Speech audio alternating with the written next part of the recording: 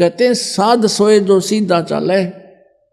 भगत वही होता है, साध माने साधक, जो सब बुराइयों से बच गए और यहाँ की सतिथि से परिचित होकर के सही सीधा चले, मर्यादा में रहे, बुराइयों से बच कर चले।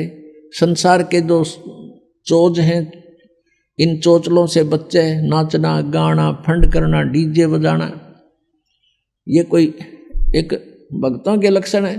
फिर उनको डर नहीं भगवान का, तो ये काल चाहता है कि ये भक्ति ना करें, नास्तिक हो जाए।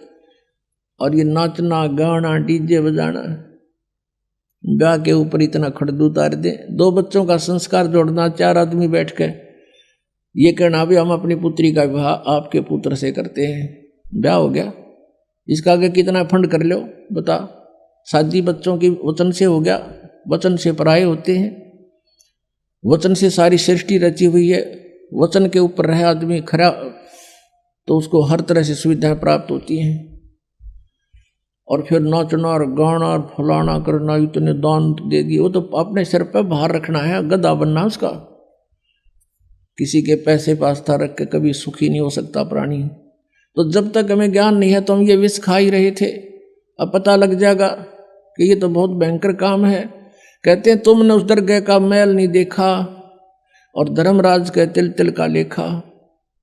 कौन बिराने बाहर न डोए। फिर जैसे कल आपको कथा सुनाई थी, एक साधु संत बन रहा था, नकली भगत ने उसको प्रार्थना किया भक्ति कर लो हमें सेवा मिल जाएगी संत की।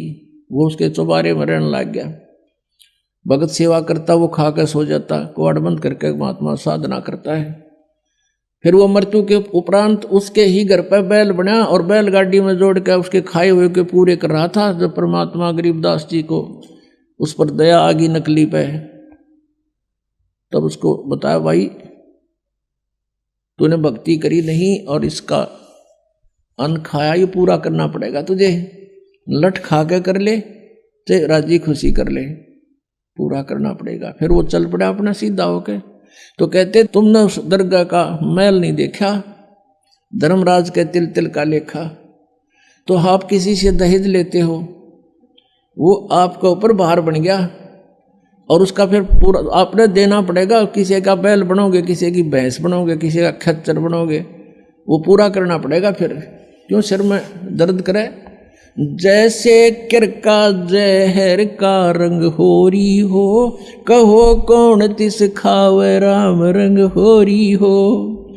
जैसे विष का कोई कण पड़ा हो किता है और आपको पता है यू कण है और विष का है, हाथ भी ना लाओ, एक किसी और वस्तु से पकड़ के किरा कित फेंक काओगे।